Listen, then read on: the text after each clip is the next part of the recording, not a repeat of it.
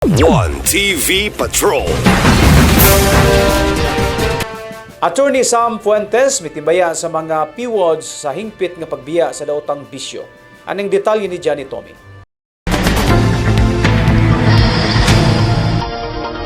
Mipadangat sa iyang mainiton nga pagtibaya ngadto sa mga PWODs o person who use drugs si Usami City Mayoralty Aspirant, Attorney Sam Norman Go Fuentes, bunga sa hingpit nga pagbiya sa daotang bisyo, labi na sa illegal nga druga.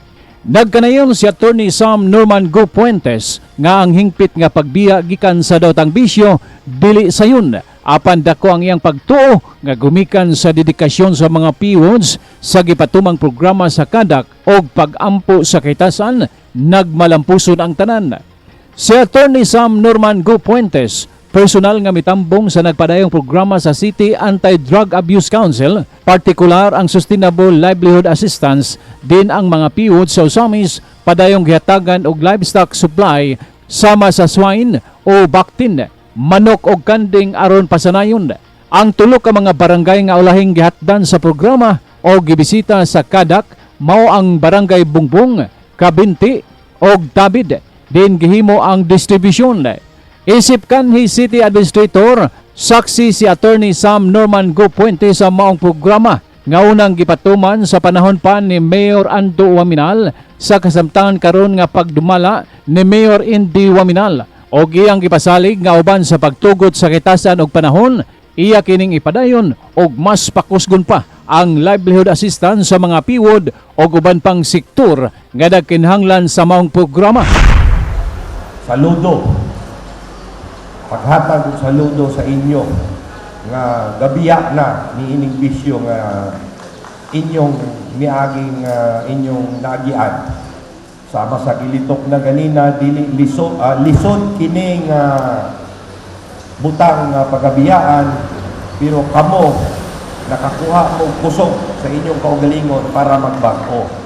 Kini karong atong programa ipadayon na ni gikan pa ni sa panahon ni Mayor Ando karon kongresista nga kining Sustainable Livelihood Program na kuan na ni namugna ra ning usa sa pinaka problema sa mga PWODs nga nakagraduar na kung unsay atong mapadangat diretso nga panginabuhi.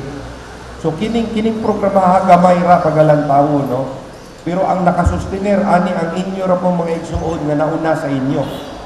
So sama sa hagit nga gihatag ganina, dili nato ni pagaputlon kay kini daghan pa ning pag-aabton, labi na karon nga napiktahan ang dako na nga parte sa Mindanao sa African swine flu. Ganiha ni sign mo kaganiha og promissory note, so witnessan po ni sa atong opisyal sa barangay para di gyud mo kalimot na amoy copy karon iniguling ninyo, para di gyud mo kalimot nga ni promise mo karong adlaw nga muuli mo sa baboy isa, no, pohon pag manganak na kay for breeding purposes man eh. Kung manganak na mag-uli mo isa, sa mga manok mag-uli po mo duha. So minimal ra kayo, no.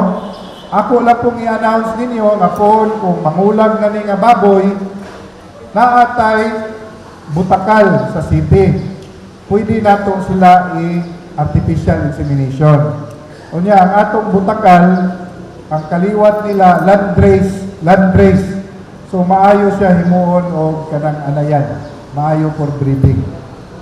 Kusog mo gatas, hopefully daghan po na ang ianak. Alang sa One TV Patrol, Johnny Tommy reporting. One TV Patrol.